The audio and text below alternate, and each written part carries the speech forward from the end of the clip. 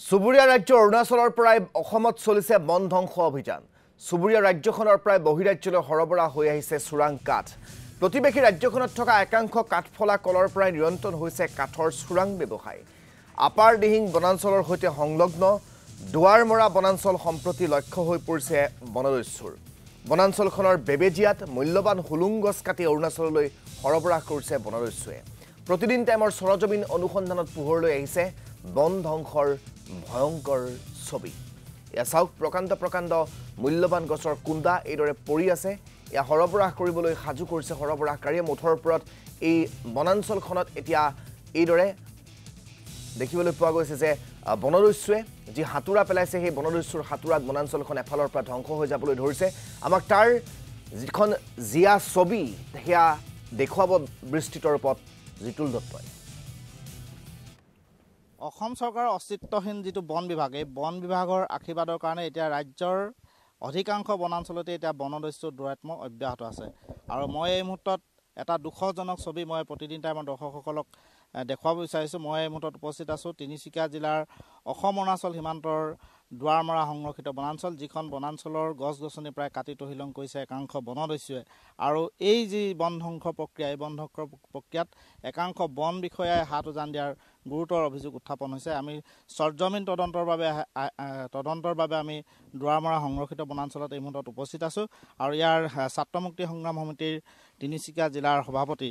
উমানন্দ মুদৈ মৰাণ আমাৰ লগত আছে। তেওঁ যিহেতু সংৰক্ষিত বনাঞ্চলসমূহত চলি থকা অবাধ বন ধ্বংসৰ বিৰুদ্ধে সজোৰে প্ৰতিবাদ কৰি আহিছে, গতিকে মই তেওঁৰ পৰা জানিবলৈ চেষ্টা কৰিম যে সাধাৰণতে দেখা যায় যে বন বিভাগেই হওক, অসম চৰকাৰৰ বন বিভাগ বা আৰক্ষীয়ে হওক, তেওঁলোকে এটা ধাৰণা দিব বিচাৰে যে ৰাজ্যত যিটো চোৰাং কাঠৰ ৰমৰমীয়া ব্যৱসায় চলি আছে, এই ব্যৱসায়টো অৰুণাচলৰ পৰা নিয়ন্ত্ৰণ হোৱা বুলি তেওঁলোকে এটা ধাৰণা দিব বিচাৰে মানুহক। কিন্তু দেখা গৈছে যে অসমৰ বনাঞ্চল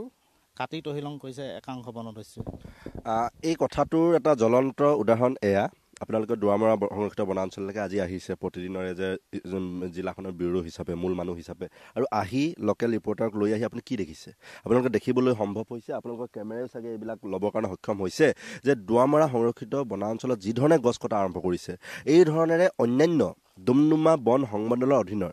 আমাৰ শদিয়াৰ কুণ্ডিল কলীয়া বুলি কয়, সেই বনাঞ্চল ইতিমধ্যে কাটি শেষে কৰিবলৈ আৰম্ভ কৰিছে। তাৰ সেনাপতিৰ দায়িত্বত আছে বিপিন গগৈ বুলি এজন, যাৰ নেতৃত্বত গোটেই কাঠৰ চিণ্ডিকেটৰ উজনিৰ, বিশেষকৈ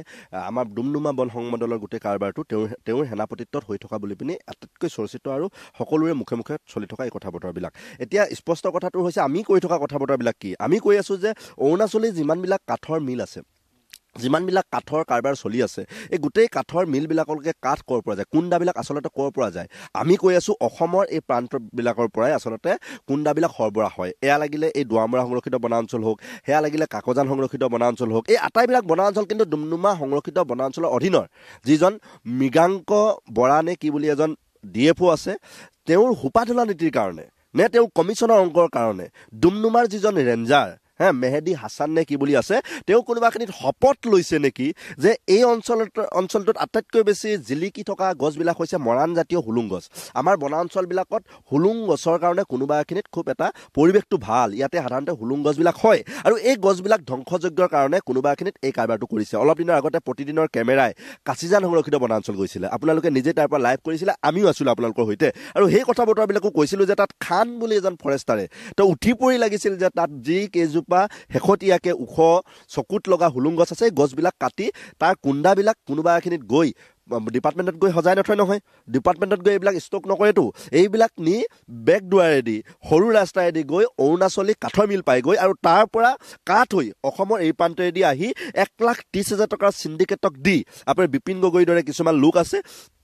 এইসকলক দি তেওঁলোকে ইটো পাৰত গোবিন সৰকাৰত 1 লাখ টকা দি অন্ততঃ অসমৰ ইটো মূৰ ধুবুৰী পৰ্যন্ত পাইগৈ। এই গোটেই কাৰবাৰটোত আমি ভাবোঁ যে পুলিচ আৰু বন বিভাগে যিখন পিকচাৰ দি আছে যে অৰুণাচলী গছে আহি আছে বা অৰুণাচলী কাঠে আহি আছে, সেইটো নহয়। আমাৰ অসমৰ বনাঞ্চলৰ পৰা, সেয়া লাগিলে দুৱাৰমৰা হওক, সেয়া লাগিলে কাকজান হওক, সেয়া লাগিলে কাচিজান হওক, সেয়া লাগিলে শদিয়াৰ কুণ্ডিল কলীয়া হওক, এই ধৰণৰ বনাঞ্চলবিলাকৰ পৰা গছে ডালে ডালে গছ কাটি, ডৰ্জন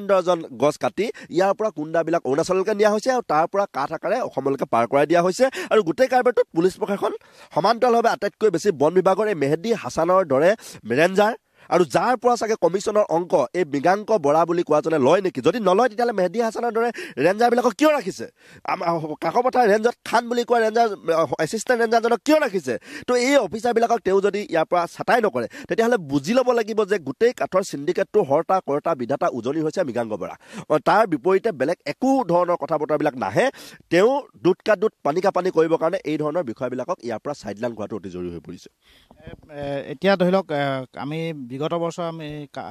কাছিজান সংৰক্ষিত বনাঞ্চলৰ যিখন দুৰৱস্থা সেই দুৰৱস্থাৰ ছবিখন আমি দেখুৱাবলৈ সক্ষম হৈছিলোঁ একেদৰে দুৱাৰমৰা সংৰক্ষিত বনাঞ্চলৰ এটা খণ্ডটো আমি দেখুৱাবলৈ সক্ষম হৈছিলোঁ সেই দুৱাৰমৰাত কিন্তু আজিও চোৰাং কাঠৰ ব্যৱসায়টো অব্যাহত আছে আমি নিশ্চয়কৈ দেখিছোঁ আমি স্বজ্জবিন তদন্তৰ কাৰণে যিহেতু আহিছোঁ ইয়াত যিবিলাক জাতীয় গছ বুলি কোৱা হয় হুলুং গছক কাটি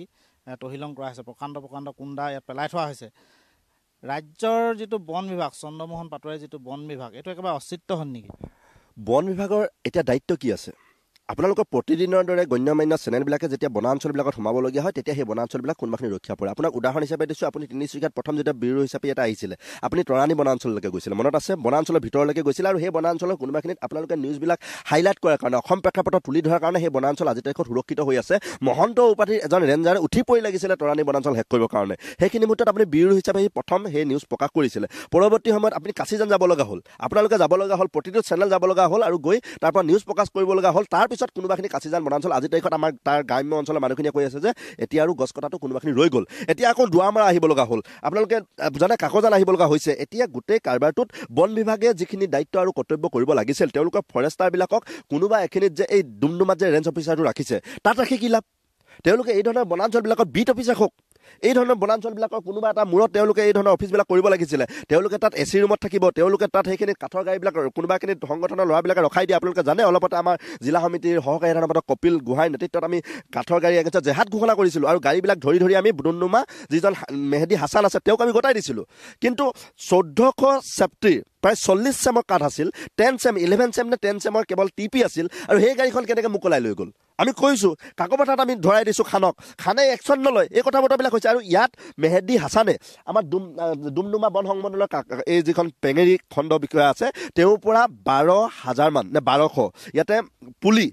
এই হুলুং গছৰ পুলি ইয়াতে ৰুবলৈ আনি শেষ কৰি পেলালে এনেকুৱা অৱস্থা হৈছে যি সময়ত ৰ'দৰ প্ৰকোপ আটাইতকৈ চূড়ান্ত পৰ্যায়ত আছিল সেই মুহূৰ্তত ইয়াতে গছ ৰুলে গছ হয় নেকি সেই সময়ত কেৱল মাত্ৰ পুলিখিনি ধ্বংসযোগ্য কৰি পেলালে ইয়াতে যজ্ঞ পাতি শেষ কৰি পেলালে এই ধৰণৰ কথা বতৰাবিলাক প্ৰত্যেকৰ ফেচবুকৰ প্ৰফাইলে আছে প্ৰকৃতিপ্ৰেমীসকলে কথা বতৰাবিলাক লিখিছে কোনোবাখিনিত আপোনালোকৰ নিউজ চেনেলে এই কথা বতৰা নাপালেগে তথাপি এই ধৰণে হুলুং গছৰ এগেইনষ্টত জেহাদ ঘোষণা কৰা বুলি মেহদী হাছানৰ ওপৰত আমাৰ অভিযোগ আছে আৰু এই ধৰণৰ বিষয়ৰ জৰিয়তে খানৰ দৰে বিষয়বিলাকৰ জৰিয়তে এই অঞ্চলটোত বন সুৰক্ষা কেতিয়াও সম্ভৱ নহয় আপোনালোকে সাক্ষী হৈ থাকিব লাগিব আৰু আপোনালোক থাকি অন্তত চৰকাৰক দেখাই নাথাকিলে কোনোবাখিনিত এই থকা বনাঞ্চল কেইখন মূল্যৱান গছকেইডাল যে শেষ হৈ যাব এই কথাখিনিৰ কাৰণে আপোনালোকৰ প্ৰতিদিনক ধন্যবাদ জ্ঞাপন কৰিছোঁ আৰু এই বিষয়বিলাকক ইয়াৰ পৰা পঠাব লাগে বন বিভাগে অন্তত আপোনালোকে প্ৰদৰ্শন কৰাৰ পিছত একশ্যন মুডত আহিব লাগে আৰু ডুমডুমা বন সংমণ্ডলৰ যিসকল বদমাচি 2 নম্বৰী টকা খকুৱা আৰু চিণ্ডিকেট চক্ৰৰ সৈতে মিলামিছা আছে এই বিষয়বিলাকক খেদাৰ ব্যৱস্থাটো নকৰিলে কিন্তু এই অঞ্চলৰ বনাঞ্চল কেইখন শেষ হ'ব এই কথা বতৰাবিলাক কৃষক মুক্তি ছাত্ৰ মুক্তিৰ দায়িত্বত থকা লোক হিচাপে আমি প্ৰকাশ কৰিব বিচাৰিছোঁ